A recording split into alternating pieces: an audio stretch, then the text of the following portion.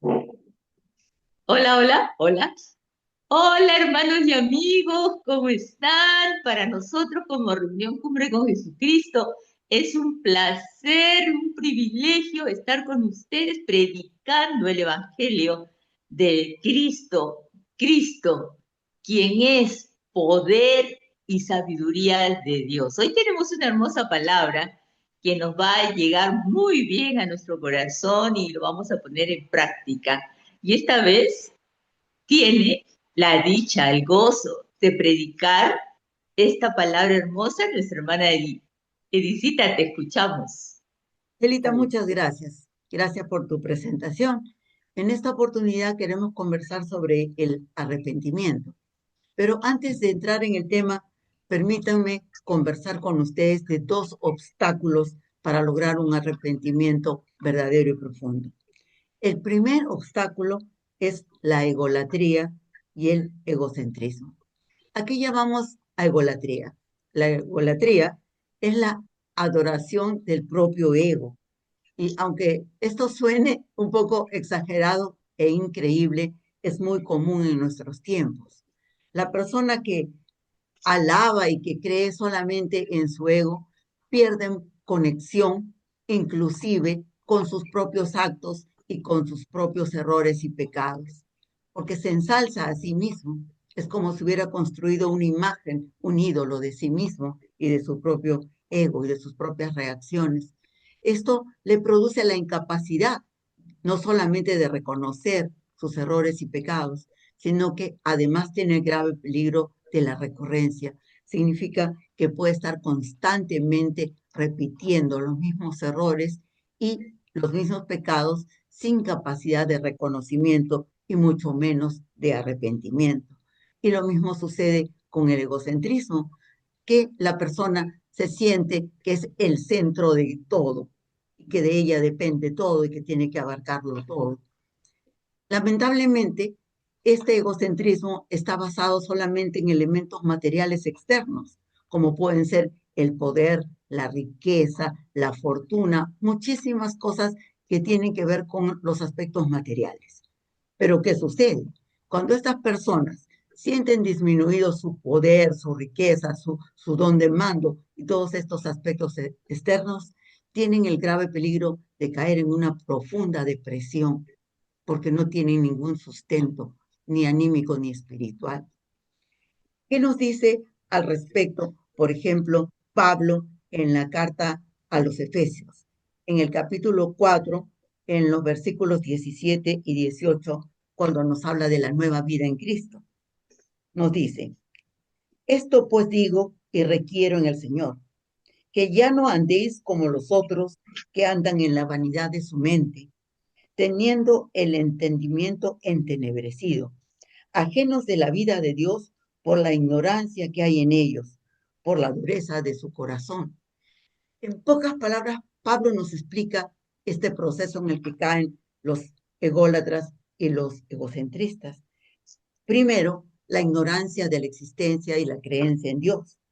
Después, la dureza del corazón y también el entendimiento que se vuelve entenebrecido. ¿Qué significa? Sin luz espiritual, lleno de tinieblas. ¿Y qué nos dice al respecto Pablo a continuación en el versículo 23? Nos habla de la diferencia de alguien que no tiene ni el corazón endurecido, que no tiene el entendimiento y la mente entenebrecido y todos estos aspectos que él ha mencionado. Nos dice, renovaos en el espíritu de vuestra mente y vestíos del nuevo hombre, creado según Dios en la justicia y santidad de la verdad. Quiere decir que todos podemos constantemente renovarnos en el espíritu de nuestra mente. Nuestra mente puede cada vez más dirigirse hacia Dios, hacia la luz y no hacia las tinieblas. Y podemos vestirnos de un nuevo hombre, no solamente en la vestidura externa, sino internamente, conforme fue creado por Dios en la justicia y santidad de la verdad. Y ahora, ¿de qué verdad nos habla Pablo? Porque en nuestros tiempos también escuchamos decir a las personas, es mi verdad y tú tienes otra verdad. No se refiere a eso, se refiere a la verdad espiritual. Bueno, pero también tenemos otro elemento, lamentablemente, o otro obstáculo que no nos permite llegar al arrepentimiento verdadero. Constantemente hemos escuchado o frecuentemente hemos escuchado que las personas dicen arrepiéntete, pecador. De manera que muchos piensan que el arrepentimiento solamente es para el que ha cometido algo grave, como un delito o que tiene un pecado muy fuerte, no reconocido y no confesado. Pero no nos referimos solamente a eso. Lo que queremos decir y nos muestra la Escritura es que todos los días, cuando tenemos un corazón suave, un corazón tierno. Tenemos un entendimiento lleno de luz y estamos reconociendo el obrar de Dios en nuestras vidas, que en cada instante podemos estar despiertos para reconocer nuestros actos y arrepentirnos de ellos profundamente y cambiar, renovarnos y renovar nuestra mente y aún nuestra actitud. Muy bien. Y ahora, este arrepentimiento al que nos referimos debe ser constante. Es como una actitud en nuestra vida. No se refiere a estar en un estado de pena porque estamos en pecado y estamos arrepentidos. Por el contrario, el arrepentimiento y el reconocimiento nos llena de gozo y de capacidad de perdonarnos a nosotros mismos, a los demás y alcanzar el perdón también espiritual que necesitamos. Ahora vamos a dirigirnos a, al Apocalipsis. En la Odisea, en el mensaje a la Odisea, en el capítulo 3 y en el versículo 16, dice lo siguiente: porque tú dices, yo soy rico y me he enriquecido, y de ninguna cosa tengo necesidad, y no sabes que tú eres un desventurado, miserable, pobre, ciego y desnudo. Por tanto, yo te aconsejo que de mí compres oro refinado en fuego para que seas rico, y vestiduras blancas para vestirte, y que no se descubra la vergüenza de tu desnudez. Y unge tus ojos con colirio para que veas. ¿Qué nos dice? Que la persona que acumula riquezas en la materia y que siente que no tiene ninguna necesidad, se vuelve soberbio y no reconoce que espiritualmente puede estar desventurado, miserable, pobre y ciego porque no reconoce sus propios errores, como hemos escuchado antes. Pero inmediatamente hay un consejo cuando uno puede estar en ese estado o alguna persona que conocemos. ¿Cuál es el consejo?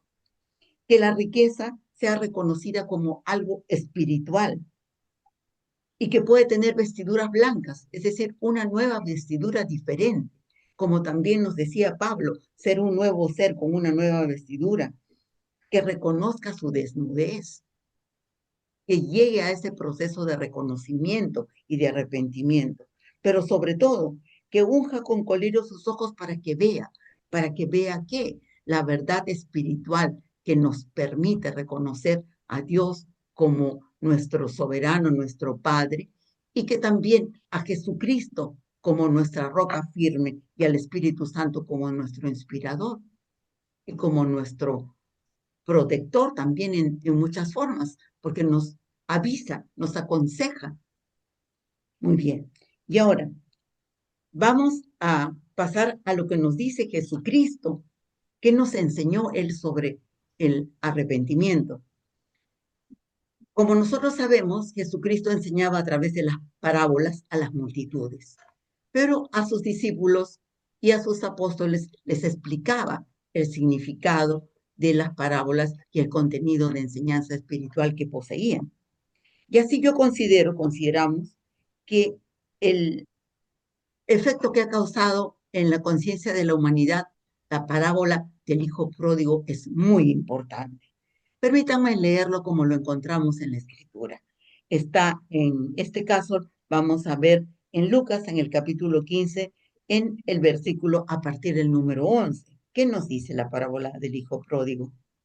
También digo, un hombre tenía dos hijos, y el menor de ellos dijo a su padre, Padre, dame la parte de los bienes que me corresponde, y les repartió los bienes.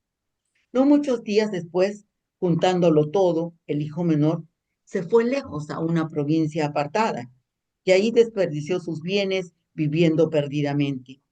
Y cuando todo lo hubo malgastado, vino una gran hambre en aquella provincia y comenzó a faltarle.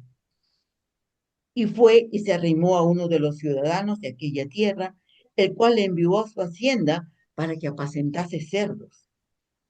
Y deseaba llenar su vientre de las algarrobas que comían los cerdos, pero nadie le daba.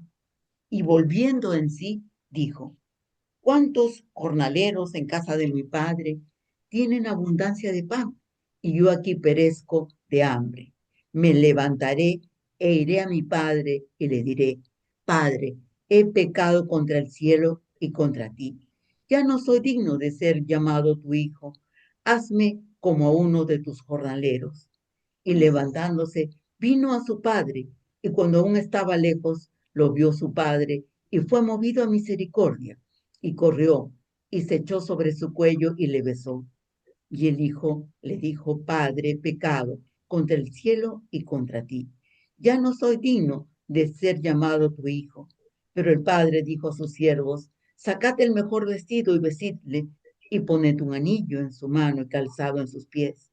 Y traed el becerro gordo y matadlo, y comamos y hagamos fiesta. Porque este mi hijo muerto era y ha revivido. Se había perdido y es hallado. Y comenzaron a regocijarse. Miren el proceso por el que pasó este hijo en el plano terreno. Estamos hablando de un hijo en el plano terreno y de un padre en el plano terreno.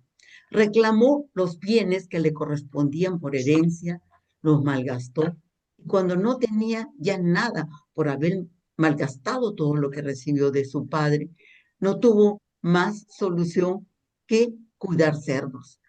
Y cuando comía los cerdos, él veía que los alimentos que recibían los cerdos eran más de lo que él recibía. Cuando estaba en ese estado, pensó: aún los jornaleros de mis padres, los que trabajan, reciben mejor alimento que el que yo tengo ahora. Y pasó por un proceso de reconocimiento y de arrepentimiento. ¿Y qué pronunció? ¿Qué dijo? Iré a mi padre de regreso y le diré: Padre, he pecado contra ti y contra el cielo. No soy digno de ser tu hijo, pero por lo menos hazme un jornalero. Como se alimentan tus jornaleros, considérame un jornalero. Y eso hizo. Y la escritura dice: volvió en sí, recapacitó y regresó donde su padre. Y por supuesto su padre lo recibió. Y lo más interesante, menciona otra vez la vestidura. Imagínense cómo estaría vestido. Yo me lo imagino muy mal vestido. Y su padre pide que le den una vestidura nueva, limpia, una sortija. Y también que preparen una fiesta para él, para todos, para regocijarse. ¿Y por qué? El padre dice la razón. ¿Por qué? Porque lo consideraba como muerto y está vivo, lo consideraba perdido y está encontrado, lo han encontrado. Esta parábola nos muestra cómo nosotros podemos malgastar los dones que hemos recibido de Dios Padre y llegar a un estado en el que no tenemos nada, porque lo hemos perdido todo. Pero entonces podemos recapacitar y volver al Padre, reconocer lo que hemos perdido, arrepentirnos, regresar al Padre con la confianza de que Él nos va a recibir y habrá gozo y regocijo por un hijo arrepentido que regresa al Padre. Y seremos vestidos otra vez con una nueva vestidura. Se nos reconocerá nuestra identidad. Esta sortija representaba como la identidad de la familia. Seremos reconocidos y habrá gozo, ¿verdad? Pero tenemos que decir: Padre, he pecado contra ti, contra el cielo. Volver en nosotros mismos y reconocer. También deberíamos en ese instante recordar a Juan el Bautista, ¿verdad? Que cuando él predicaba en el desierto, decía: yo los bautizo para arrepentimiento, enderecen los caminos. Vendrá uno más grande que yo y él los bautizará con fuego del Espíritu Santo. ¿Qué nos decía? Que es necesario para todos nosotros estar en un permanente estado de arrepentimiento y de enderezar nuestros caminos para poder recibir al Espíritu Santo. Otro fragmento bíblico que es para mí desde muy pequeña, muy impactante, es el siguiente. Lo encontramos en Lucas, en el capítulo 23, en los versículos del 39 al 43. Y este es el relato por el cual encontramos a Jesucristo ya en la cruz, ¿no es cierto? Y a dos malhechores, uno a la derecha y otro a la izquierda. Y todos le escarnecían, ¿verdad? A unos soldados que estaban ahí. Y en el versículo 39 nos dice, y uno de los malhechores que estaban colgados le injuriaba, o sea, lo insultaba, diciendo, si tú eres el Cristo, sálvate a ti mismo y a nosotros. Imagínense, él, un malhechor, lo injuriaba y lo retaba, lo insultaba. Respondiendo el otro, le respondió diciendo, ¿ni aún temes tú a Dios estando en la misma condenación? Nosotros, a la verdad, justamente padecemos, porque recibimos lo que merecieron nuestros hechos, mas este ningún mal hizo. Y dijo a Jesús, acuérdate de mí cuando vengas en tu reino. Entonces Jesús le dijo, de cierto te digo, que hoy estarás conmigo en el paraíso. La primera vez que leí esto, cuando leí este fragmento bíblico, pensaba, qué maravilloso escuchar directamente de Jesucristo, de cierto te digo que este mismo día estarás conmigo en el paraíso. Pero luego pensaba, llegó hasta ese extremo, ¿verdad? De sufrimiento, porque la muerte por cruz en aquella época de Jesucristo, era el peor castigo que podía recibir un malhechor. Y eso lo pasó Jesucristo por nosotros siendo inocente, como le dijo al que le llaman el buen ladrón, ¿verdad? Así lo califican.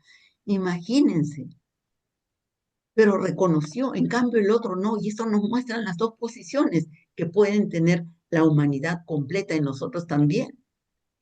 En un estado de dolor, de condenación, culpamos a Dios, le reclamamos, o somos aquellos que reconocemos que hemos obrado mal y le decimos, verdad, he obrado mal y estos hechos son las consecuencias de mis propios actos, pero lo reconozco, me arrepiento y quiero estar contigo en el paraíso, ¿verdad? Bien, ahora quería mencionarles en el Apocalipsis en qué situaciones nos muestran que necesitamos arrepentimiento como iglesia y como personas.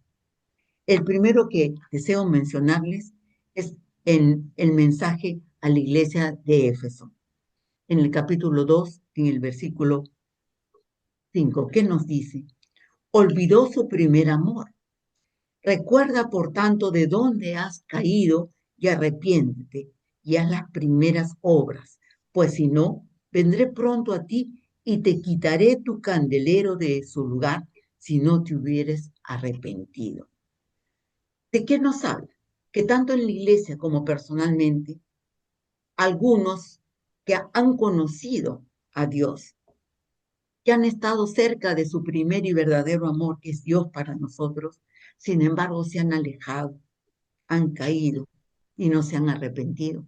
Como el hijo pródigo, ¿verdad? Se alejó de su padre. Así también algunos por circunstancias de la biografía y de otros aspectos, como hemos mencionado, como el egocentrismo, la egolatría, etcétera, han olvidado su primer amor y se han apartado de él. ¿Y qué nos dice en el mensaje a Éfeso? Si no te arrepintieres, vendré pronto a ti y que quitaré tu candelero de su lugar. ¿Y qué representa el candelero? La luz, ¿verdad?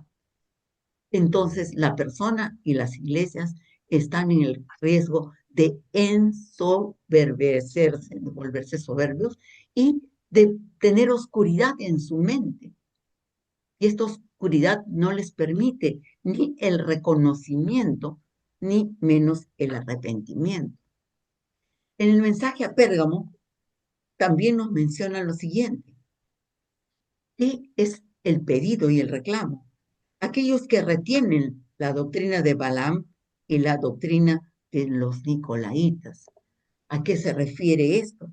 Se refiere a que en el pasado los que adoraban a Balaam y que tenían doctrinas falsas que inducían al pueblo de Dios al pecado y a comer de los alimentos que se ponían dedicados en el altar a dioses falsos en festines, sin darse cuenta de que eso era para ellos negado. No solamente por la idolatría, sino por comer de aquellos productos puestos en los altares para dioses falsos. De eso nos habla, del peligro de las doctrinas falsas que nos pueden llevar tanto a la iglesia como en lo personal a la adoración de dioses falsos, inclusive a lo que entra por nuestra boca, algo contaminado, no solamente físico, sino espiritualmente también. ¿Y qué nos dice? Para arrepentirse. Arrepiéntete, pues si no vendré a ti pronto y pelearé contra ellos, o sea, contra los nicolaitas y los que adoran a Balaam. Pelearé contra ellos con la espada de mi boca. ¿Verdad que sabemos lo que representa esto? ¿Verdad? La espada de la boca de Dios. En el mensaje a Tiatira nos previenen, diría yo, de algo que ya sucedió en el pasado, pero que tiene una repercusión en el pasado, igual que con el tema de las falsas doctrinas de los nicolaitas y de Balaam. Nos habla de Jezabel, ¿verdad? Este personaje bíblico. ¿Y cómo lo mencionan en el mensaje a Tiatira? Como la falsa profetisa que induce al pecado y al sacrificio a los ídolos y a los dioses falsos. Aquí nos están previniendo de los falsos profetas, las falsas profetizas dentro de la iglesia y también en nuestra vida personal que nos pueden inducir al pecado y al sacrificio a ídolos. ¿Y qué nos dice también? Nos dice, Dios le ha dado tiempo para arrepentirse a Jezabel, que representa una fuerza, ¿verdad? No solamente un personaje, pero no quiere arrepentirse. ¿Y qué pasará con ella y con los que caen bajo el dominio de Jezabel? Serán llevados a gran tribulación y también los que adulteran con ella, si no se arrepienten, ¿no? Así que nos previenen de la fuerza que representa Jezabel y que podemos caer en ese tipo de pecado. Y la consecuencia, si no nos arrepentimos, si no lo reconocemos, es la tribulación. ¿Qué nos dice en el mensaje a Sardes? Que las obras no han sido halladas perfectas delante de Dios. Pero eso puede pasar, ¿verdad? Que a pesar de que hemos oído la enseñanza, nuestras obras no son perfectas. Por eso necesitamos diariamente en nuestra vida el reconocimiento y el arrepentimiento. Nos dice, acuérdate de lo que has recibido y oído. Se refiere a la enseñanza espiritual, ¿verdad? A la enseñanza bíblica. Y guárdalo. O sea, manténlo dentro de ti. No solamente que quede en tu oído y en tu recepción, digamos, auditiva, física, sino que guárdalo en ti. Y arrepiéntete, pues si no, velas, vendré sobre ti como un ladrón. ¿Para qué? Para arrebatar lo poco que te queda. Entonces, es importante que sepamos que lo que hemos recibido y oído como enseñanza espiritual sea guardado en nosotros y reconozcamos lo que no está perfecto delante de nuestro amado Padre y arrepentirnos, reconocerlo. Bien. Y en realidad podríamos seguir hablando sobre este tema tan importante, ¿verdad? Y lo más importante, me parece, en este caso, es que estemos en permanente estado de tener el corazón no endurecido, en tener la mente no ensoberbecida ni en tinieblas y poder reconocer nuestros actos diarios para poder llegar a un auténtico reconocimiento y arrepentimiento que nos llevará también al perdón de nosotros mismos, de los demás y a pedir perdón delante de nuestro amado Padre. Y ahora, antes de pasarle la palabra a mis apreciadas hermanas para los comentarios, permítanme hacer una muy corta oración. Amado Padre, nos ponemos en tu presencia para agradecerte, Señor.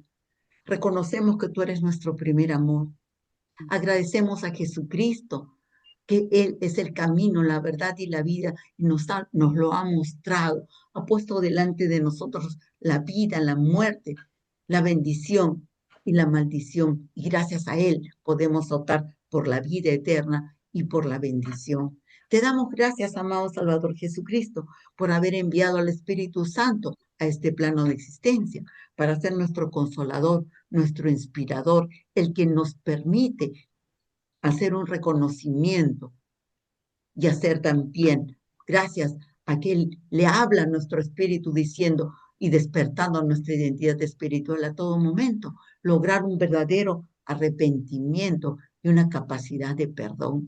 Gracias, Espíritu Santo. Gracias, amado Padre. Gracias, amado Salvador Jesucristo. Gracias, Espíritu Santo. Y deseamos esto para todas las personas, para nuestros seres queridos, para todos los que escuchan y como gran bendición para toda la humanidad. Y ahora permítanme pasarle la palabra a mi hermana Iris. Iris, por favor, necesitamos y deseamos escuchar tu comentario. Gracias, Edi. Realmente que es un mensaje muy importante el arrepentimiento. Yo siento que para poderse uno arrepentir de todo corazón, de todas tus faltas y darte cuenta realmente de tus pecados, de tus errores, tiene que ser el Espíritu Santo de Dios que lo tenga que hacer. Amén. Porque uno solo a nuestra carne, me parece que demoramos más para podernos realmente arrepentirnos de todo corazón. Es el Espíritu Santo que nos tiene que ayudar. Él está aquí en la tierra para ayudarte a ti, ayudarme a mí, ayudar a todos a llevarnos realmente al arrepentimiento profundo por el pecado. Pero para eso tenemos que conocer que hay unos mandamientos y si tú has cometido contra esos mandamientos, estás en pecado. Estás en pecado y tienes que arrepentirte porque el Señor es tan bueno. Nuestro Padre Celestial es tan único y perfecto que Él te da la oportunidad para arrepentirte. Y es a través de Jesús. Jesús lo hizo en la cruz del Calvario. Él dio su vida para que todos tengamos perdón de pecados y para poder anular y cancelar toda maldición generacional y toda iniquidad. El Espíritu Santo hace una labor tremenda. Él te va a mostrar la justicia, la injusticia, el dolor, lo que estás haciendo mal. Te lo va a mostrar. Y para mí el arrepentimiento es un dolor en el corazón. Y volver atrás, volver otra vez a volver a empezar, pedir perdón. Es pedir perdón al Padre porque contra Él hemos pecado, contra Él hemos hablado mal, contra Él hemos hecho mal. Entonces es volver atrás, pedir perdón y volver a empezar. Arrepentimiento es algo muy profundo, es una tristeza en el alma, es un dolor. Entonces, por eso es que todos los días, yo por lo menos lo hago, es pedir perdón al Señor, porque me arrepiento de alguna palabra maldicha, un pensamiento que se me vino en la mente, algo, una actitud, un comentario que no debía de decirlo o creerlo. Entonces, el arrepentimiento es de todos los días pedir perdón, estar arrepentido y con el corazón dolido, que por qué lo hice. Y más si tú conoces de Dios, más si tú te llamas creyente, que eres creyente del Padre, del Hijo y del Espíritu Santo. Más, con mucha más razón, tienes que estar atento, porque el enemigo es sutil y te engaña en la mente, te engaña y te hace hablar cosas que no deberías hablar y te hace pensar cosas que no deberías pensar.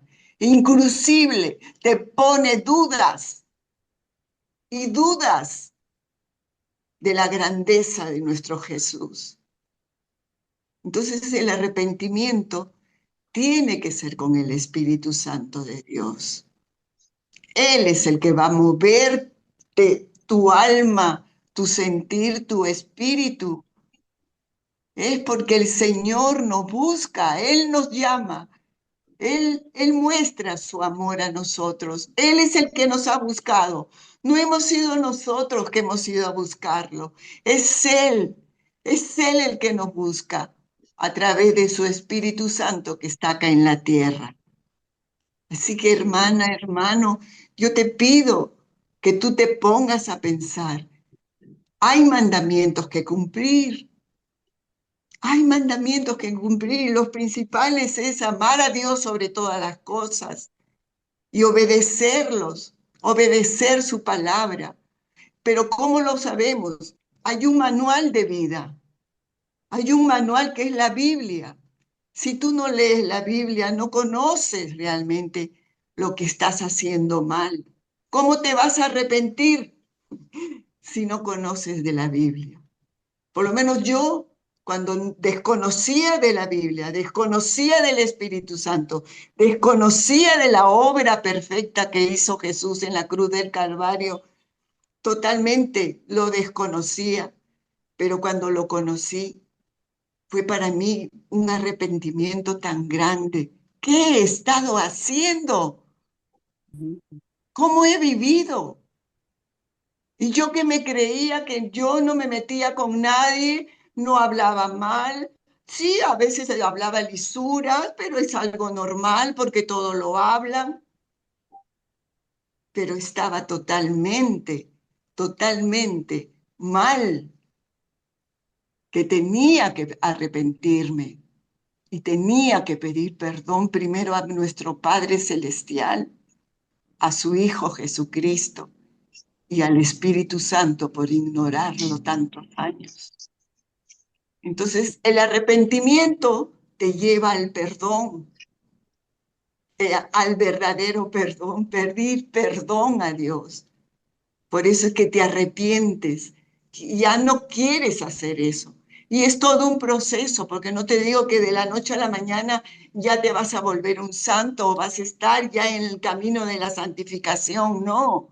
Es un caminar y es un aprender, es un dejar, es comenzar todos los días.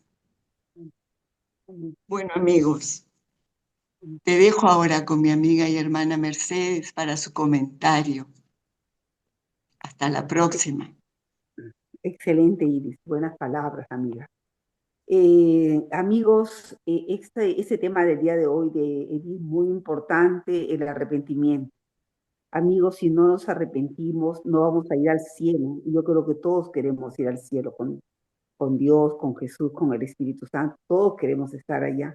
Pero la única manera de que Dios perdone tus pecados, perdone lo que has hecho en tu vida, perdones, es arrepintiéndote de tus pecados.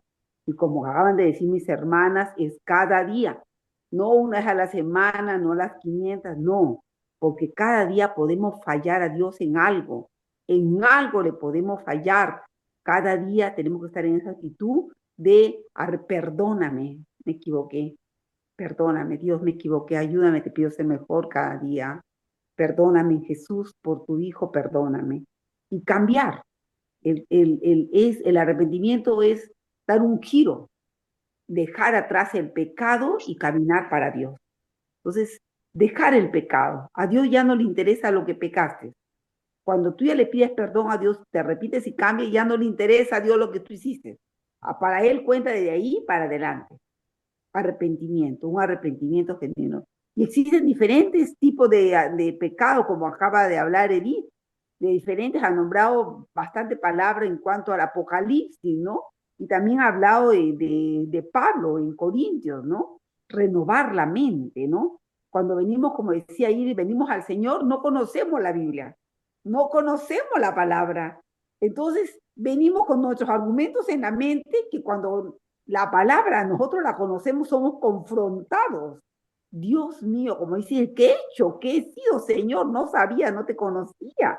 Me pasó lo mismo que ahí, de yo cuando conocí a Dios hace muchos años, Yo cuando estudié la palabra me quedé asombrada de cómo era Dios. Ese primer año que estudié la palabra, Dios cambió mi vida. Porque uno viene, caramba, sin haber conocido nada de Dios. Y la Biblia te enseña realmente quién es Dios. Tú quieres conocer a Dios, la Biblia. Tú vas a conocer al Dios Todopoderoso, al que lo llena todo. Dice la palabra que en Él nos movemos y existimos. Dice que Él, la plenitud del que lo llena todo y en todo. ¿Quieres conocerlo? Lo puedes conocer. En la Biblia, Él te da a conocer en la Biblia. Amigos, leamos la Biblia, consigas una Biblia,